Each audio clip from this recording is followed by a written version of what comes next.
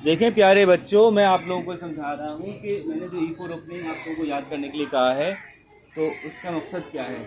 अच्छा, यहाँ पे हमारे पास जो बैठे हुए हैं वो निस्बतन यंगर जनरेशन, यंगर प्लेयर्स बैठे हुए हैं, और वो जो बैठे हुए हैं वो हैं जिनको कि अब कुछ ओपनिंग समझ में आ गई हैं, चाल समझ में आ गई है, वो आपस में कंपटीशन कर रहे हैं, मैच चल रहा है जी, टीम मैच चल रहा है, टैग टीम है, 4-4 मूव्स के लिए जो है वो एक प्लेयर चलेगा। तो ये सिचुएशन समझिए कि मैं ये क्यों करता हूँ। E4 ओपनिंग क्यों कहते हैं, ABCDEFGH, ये है ना नाम हमने रखे हुए कॉलम्स के, ABCDEFGH, तो ये E पोजीशन है, और ये 1 2 3 4 5 6 7 8, E को 4 पे रख दिया, इसलिए E4 कहलाती है ओपनिंग।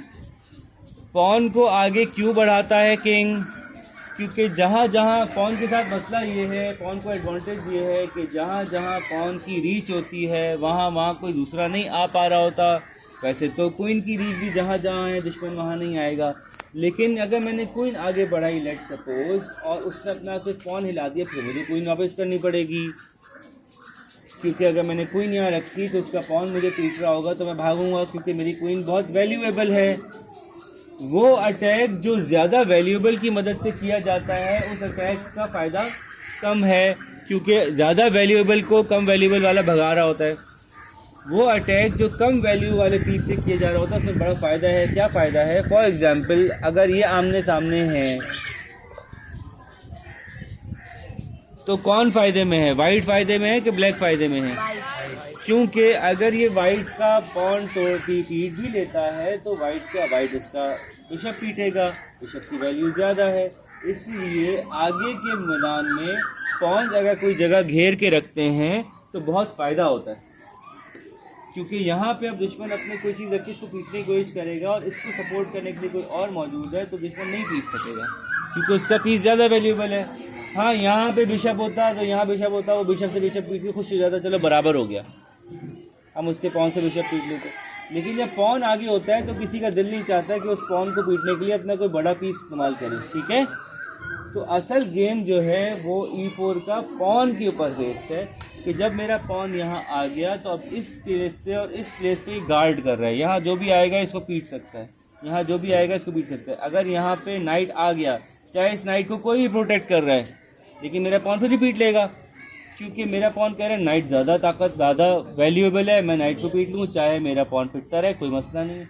इसलिए अब यहाँ पे कोई बड़ा पीस नहीं आ सकेगा। इन दो पॉइंट्स को डिफेंड करने के लिए अब कौन आएगा सामने से, इनका कोई पॉन ही आ सकता है। ये लॉजिक समझ में आ रही है मेरी, कि इन दो पॉइंट्स को डिफेंड करने के लिए हमारा कोई पॉन ही आ सकेगा दुश्मन का, अब यहाँ कोई बड़ा पीस नहीं आ सकता। तो मैंने फटाफट ये जगह तो रखी, और ये क्या कहलाता है, ये सेंटर ऑफ द बोर्ड कहलाता है, मैदान जंग का बीच, जिसका कंट्रोल यहाँ पे ज़्यादा है, जिसका यहाँ पे कंट्रोल ज़्यादा है वो ज़्यादा स्ट्रांग है। देखें ये दो पीस रख लेने से कितने कितने खाने कवर हो गए। ये एक पीस ये दोनों खाने कवर कर रहा था, एक पीस और आ गया वो ये दोनों खाने कवर, अब इन 4 पे कोई नहीं आ सकता दुश्मन का, 4 कवर हो गए। तो जितना ज़्यादा सेंटर कंट्रोल में होगा उतना ही ज़्यादा आप फ़ायदे में रहेंगे। अच्छा जी, लेकिन दूसरी जो सिचुएशन मैंने इसमें सिखाई आपको वो ये कि खाली पॉन से तो नहीं खेलना ना, अगर आगे घुसना है दुश्मन के चीज़ों को, दुश्मन के किंग को अटैक करना है, तो ऐसी सिचुएशन में आपके जो लॉन्ग रेंज वैल्यूएबल आपके सारे मोहरे हैं आपको वो यूज़ करने हैं।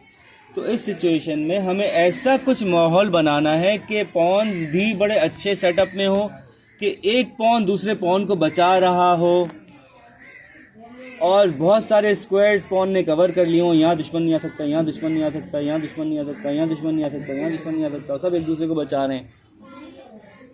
और हमारे जो लॉन्ग रेंज पीसेस हैं वो भी इतने खुले हुए हों कि वो जब ज़रूरत पड़े दुश्मन के करीब घुस सकें, ठीक है। ये याद रखेंगे हम कि हमारी ओपनिंग का मकसद हमारे पीसेस भी खुल जाएं, हमारे पॉन भी मजबूत हो जाए और हमारा किंग भी सेफ हो जाए। तो जो फाइनल शक्ल मैंने फ़िलहाल आपको बताई है कि अभी आपको जो शक्ल रखनी चाहिए है वो शक्ल है ये, ये फाइनल शक्ल सिखाई थी मैंने आपको कि इस पोजीशन में अगर आप आ गए वाइट वाले भाई, तो आपका पहला लेवल E4 का कंप्लीट हो गया ओपनिंग का। इसमें क्या फायदा हो रहा है? हाँ, असल में पहले वाइट से इसलिए सिखाते हैं कि पहली चाल वाइट की है, वाइट तो E4 चल देगा, फिर ब्लैक उसके रिएक्शन में ही चलेगा। ब्लैक का सारा गेम रिएक्टिव गेम होता है। बड़े मजे की बात यह है कि वाइट जैसे खेलता है और ब्लैक जैसे खेलता है वो बिल्कुल अलग अलग गेम्स हैं। लोग समझते हैं कि दोनों सेम गेम नहीं है। कम से कम शुरू की चालों में तो दोनों बिल्कुल अलग अलग गेम्स हैं। बिल्कुल ऐसे ही जैसे बैटिंग और बॉलिंग। जैसे कोई बैटिंग कर रहा है, मैं कह रहा हूँ बिल्कुल ऐसी बॉलिंग कराओ। ऐसे बॉलिंग हो सकती है? नहीं हो सकती। जो बॉलिंग कर रहा है मैं उसका हूँ तुम बैटिंग भी ऐसी करना हूँ हाथ घुमा के, नहीं हो सकती ना। बिल्कुल इसी तरह से जब शुरुआत होती है गेम की तो वाइट एक्शन करता है, ब्लैक रिएक्शन करता है। तो शुरू की कम से कम 6, 7, 8, 10 सालों के अंदर ये मसला है कि आपको दोनों सेम तरह से नहीं खेल सकते। इसने E4 का पॉन आगे बढ़ाया, ब्लैक को पता चल गया ये सेंटर कंट्रोल करना चाह रहा है। तब ब्लैक बजाय इसके कि अपना बिल्कुल सेम मिरर करना शुरू कर दे, ब्लैक इसको डिस्टर्ब करता है, खराब करने की कोशिश करता है। ब्लैक कहता है मैं इसकी E4 ओपनिंग से फ़ायदा उठाऊंगा, इसको मैं किसी तरह से ऐसी सिचुएशन में लाऊंगा कि अपने मोहरे वहाँ ना रख सके जहाँ इससे सोचा था। ठीक है, तो मजबूर कर देता है बाद वक़्त ब्लैक वाइट को अटैक करके। अच्छा जी, फिर वापस आते हैं। इस शक्ल में क्या फ़ायदा है? ये पॉन स्ट्रॉन्ग है। अगर मैं वापस जल्दी से चीज़ों को सेट करूं फटाफट, तो पहले तो E4 ओपनिंग के स्टेप्स क्या हैं? सबसे पहले मुझे E4 ही करना है। इसके डिफेंस में कौन आएगा अगले स्टेप में? ये आ सकता है।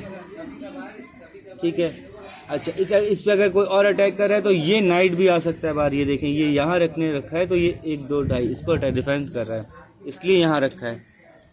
ये नाइट भी बाहर आ सकता है जो इस पोजीशन को भी अटैक कर रहा है, इस पोजीशन को भी अटैक कर रहा है, इस पोजीशन को भी डिफेंड कर रहा है। उसके बाद आपने ये क्यों हटाया? क्योंकि आपको किंग को कैसल करना है, इसलिए आपको यहाँ पे लाना है। नेक्स्ट चाल में आप कैसल कर सकते हैं। आपका कैसल हो गया, अब आप अपने पॉन स्ट्रक्चर को मज़ीद स्ट्रॉन्ग बना सकते हैं। जैसे कि आपने ये यहाँ रखा, फिर इसको यहाँ रखा। आपको पता है कि अब ये डिफेंसलेस हो गया है, इसको अटैक हो सकता है। जब अचानक से नाइट हटाना पड़ गया तो इस तक अप्रोच है बिशप की, तो आपने बिशप को यहाँ मूव कर लिया।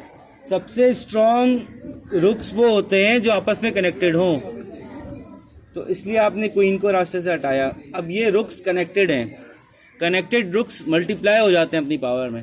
ठीक है, बहुत ज़्यादा फ़ायदा हो जाता है, क्योंकि जब कोई इस रुक को पीटने की कोशिश करेगा ये रुक आके उसको पीटेगा। इसलिए कनेक्टेड रुक्स जो हैं वो बहुत स्ट्रांग होते हैं। सही है, ये E4 की शक्ल है जो कि आपको बनानी सीखनी है। जो ये बनानी सीख लेगा फिर मैं उससे बताऊंगा कि अब ब्लैक इसके अगेंस्ट में क्या करता है। अगर आप ब्लैक हो तो आपको क्या करना चाहिए, लेकिन पहले आप E4 पे तो स्ट्रांग हो। बात समझ आ रही है? तो पहला टेस्ट अब मैं आप लोगों का ये लूँगा, जैसे वो लोग ये टेस्ट सब पास कर चुके हैं, तो आप लोग पहले ये टेस्ट क्लियर करें कि आपको E4 ओपनिंग आ रही है। फिर मैं E4 की डिस्ट्रप्शंस बताऊंगा, वेरिएशंस बताऊंगा कि अगर सामने से ये करेगा तो अब आपको क्या करना चाहिए। ठीक है, तो पहले सब E4 याद करेंगे, फिर मैं कुछ लोगों को कहूँगा अब तुम कोशिश करो कि E4 चल ना पाए। इसने ये आगे बढ़ाया, ये देखिए कितने मज़े की चालें हो सकती हैं। फिर हम यहाँ पे एंड करते हैं डिस्कशन को और गेम शुरू करते हैं। कितने मज़े की चालें हो सकती हैं। इन्होंने कहा कि भाई वाइट E4, ठीक है, ब्लैक ने कहा ओके, वाइट ने कहा, ब्लैक ने कहा। अब ये क्या कर रहा है देखिए, अब वाइट या तो उसको पीटे तो ये गेम चेंज हो गया, सिचुएशन फौरन चेंज हो गई। तो ब्लैक जो है वो फिर कोशिश करेगा कि वाइट को किसी तरह से डिस्टर्ब करे। इसीलिए आम तौर पे जो वाइट अगर E4 चलता है तो ब्लैक जो है ना वो ये चल देता है। वाइट अगर ये चलता है तो ब्लैक फिर ये चलता है। तो ये हो गया और ये हो गया और फिर ये आ गया मैदान में। तो उससे क्या हुआ कि ब्लैक ने सेंटर कंट्रोल कर लिया, वाइट के हाथ से निकल गया। तो ये मैं आप लोगों को समझाऊंगा कि पहले वाइट की याद कर लें, फिर मैं समझाऊंगा कि ब्लैक इसको कैसे तोड़ करता है। फिर जब ब्लैक तोड़ कर रहा होगा तो समझाऊंगा अब वाइट इसका रिस्पॉन्स कैसे देता है। यूं चाल एक एक चाल करते करते हमें गेम डेवलप करना आ जाएगा। बात समझ आई? तो ठीक है, पहले काम ये करते हैं, बारी बारी आप सबसे E4 देखता हूँ। ठीक है, यहाँ पे क्लोज करते हैं।